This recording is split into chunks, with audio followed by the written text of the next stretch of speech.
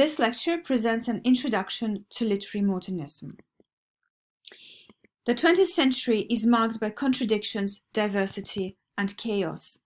The new developments in science challenged old and established beliefs in every category we can imagine.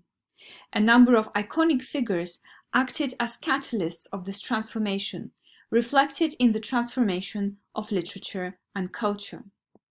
Albert Einstein's general theory of relativity held that everything is relative, and if science says so, then in philosophy too, there is no single and ultimate truth anymore.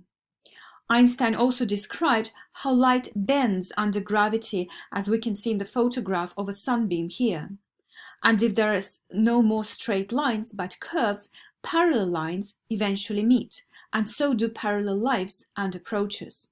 Thus, for Einstein and his followers, everything is interconnected. But before Einstein was able to reach these conclusions, others have paved the road.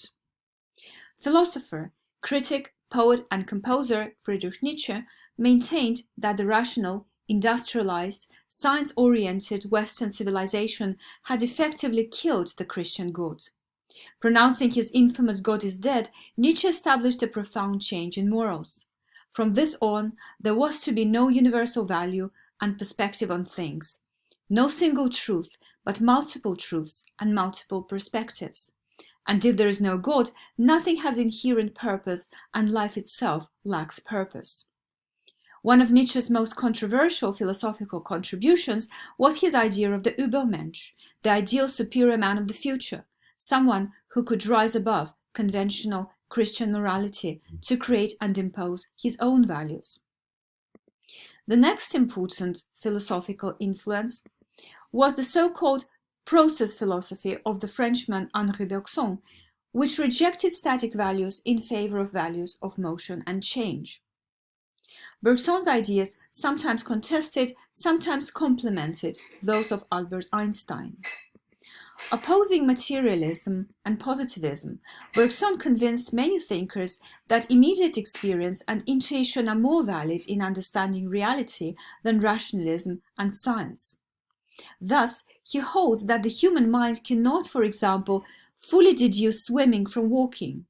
In order to understand what it is like to swim, the human body has to experience it. As pure rationalism was losing its positions, other components that make a human being, such as the human body and the deep workings of the human psyche, came into the limelight in the 20th century. The processes in the human psyche are the focus of Sigmund Freud's psychoanalysis, a method in psychology that focused on the depths unstudied before. The human psyche, in Freud's view, consists of three parts: the id, the ego, and the superego.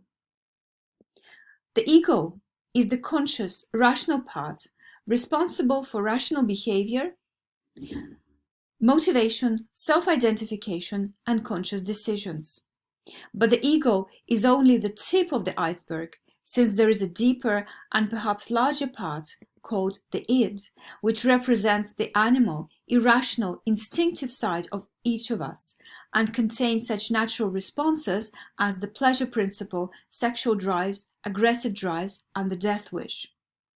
Society, conscience, morality, traditions, and upbringing inform the ego of what is right and makes it repress the instinctive id. Acting as a moral censor, that superego creates a problem. If too much of the id is repressed, the result may be neurosis. But the repressed instincts can find vent elsewhere, in dreams, lapsus lingua, or in creativity, in art. Finally, structuralist linguistics of Ferdinand de Saussure distinguished between langue, or language in general, and parole, or language of a particular utterance, and the signifier and signified, or object or notion in reality, and the combination of sounds and letters, as pronounced or written words used to describe that phenomena. Thus, attention was drawn to language, not to what is said, but how it is rendered was made important. Out of these complexities, literary modernism emerged, a movement and condition of the end of the 19th century which reached its height in the 1920s and continued till the end of till the death of Woolf and Joyce in 1941, thus into the 1940s, with its influence continuing up to the present day. Modernism is an umbrella term for different sub-movements, including surrealism, formalism, avant-garde, symbolism, imagism, and so on. As a method, modernism is characterized by breaking away from conventions and denial, for example, of traditional structure, plot, presentation of characters, temporal and spatial relations. Virginia Woolf, one of the most brilliant representatives of European modernism, laid down the modernist aesthetic platform in her manifesto Modern Fiction. She started by outlining the position of the writer in the early 1920s, comparing him to a slave held in captivity by some powerful and unscrupulous tyrant, the literary canon, requiring that the writer follow the generic and stylistic conventions. She continued by challenging these as having nothing to do with real life. Look within, she says, and life, it seems, is very far from being like this. Examine for a moment an ordinary mind on an ordinary day. The mind receives a myriad impressions, trivial, fantastic, evanescent, or engraved with the sharpness of steel. From all sides they come, an incessant shower of innumerable atoms, and as they fall, as they shape themselves into the life of Monday or Tuesday, the accent falls differently from the old. The moment of importance came not here, but there. So that, if a writer were a free man and not a slave, if he could write what he chose, not what he must, if he could base his work upon his own feelings and not upon convention, there would be no plot, no comedy, no tragedy, no love interest or catastrophe in the accepted style. So what is it that Woolf is trying to say here?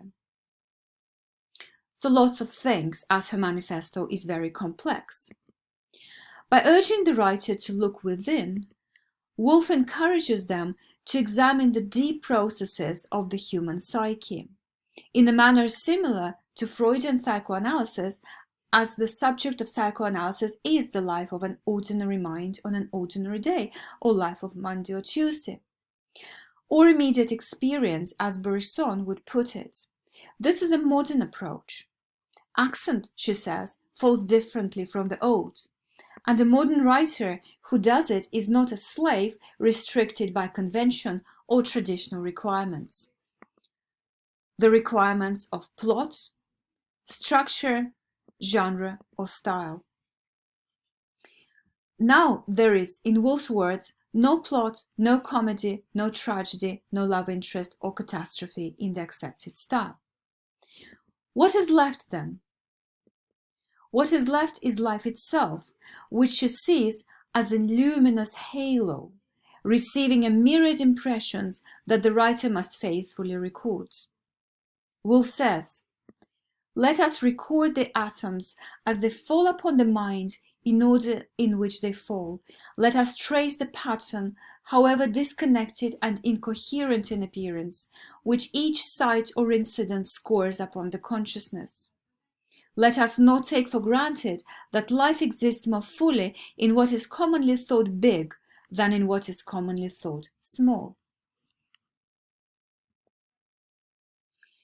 The writing technique described by Woolf here in her manifesto came to be called the stream of consciousness, the most favorite modernist technique and, as they believed, the most faithful. The term stream of consciousness was first mentioned by psychologist William James in his work Principles of Psychology, to describe the flow of thought in the waking mind. It is not logically connected. It is incoherent and, as James held, most natural. The principle was adopted to become a major modernist technique used to describe the continuous flow of a character's mental process. This process cannot be rendered in a traditional linear plot. Therefore, modernists turned to other spheres to borrow structure and narrative manner that they found more suitable for their purposes. For instance, Joyce and Eliot borrowed structure from myth. James Joyce's novel Ulysses is a modern rendering of Homer's Odysseus, while T.S. Eliot's The Waste Land places the ancient legend of the Fisher King in a contemporary context. Huxley and Aldington followed the German Thomas Mann in adopting structures from musical compositions. Thus, Huxley's title, Point Counterpoint, speaks for itself, while Richard Aldington's Death of a Hero is a modern jazz novel, in which the harmony of nature in the spring before the war is rendered as polyphony, while the chaos of a World War I battlefield is compared to cacophony, and Woolf's novel The Waves is structured like a symphony. Another important modernist technique is allusiveness. Allusions are references to a previous source, literary, mythological, historical, cultural, or real-life one. Allusions enrich the text with additional meanings, but also present additional challenges to the reader. Thus, speaking of life on Monday or Tuesday, Woolf refers to her own collection of short stories of the same title, which contain impressions of modern life. The process of writing, as described by Woolf, is therefore not going perseveringly, conscientiously constructing out 23 chapters. Rather, it is intensely subjective. It is related to finding one's voice, or, as she felt, speaking in tongues, or hearing voices, or experiencing as if someone or something is speaking through her, as she described in her diary. Then one day, walking round Tavistock Square, I made up, as I sometimes make up my books, to the lighthouse. In a great, apparently involuntary rush, blowing bubbles out of a pipe gives the feeling of the rapid crowd of ideas and scenes which blew out of my mind, so that my lips seemed syllabling of their own accord as I walked. What blew the bubbles? Why, then, I have no notion. So the creative voice that she describes there is something on the verge of madness. She was all her life emotionally unstable and never making a slightest attempt to hide it, because madness for a modernist writer is a part of the creative process. Any writer is mad to a degree, meaning that they wouldn't submit to the established conventions of sanity in quotation marks. The role of the unconscious is thus a huge part of the modernist program. In order to have one's voice heard, one has to scream. So we can see that modernist techniques are complex, challenging, and call for an intelligent, erudite reader who is able to cope with textual complexities. This is a laborious but rewarding task. So, happy intellectual journey.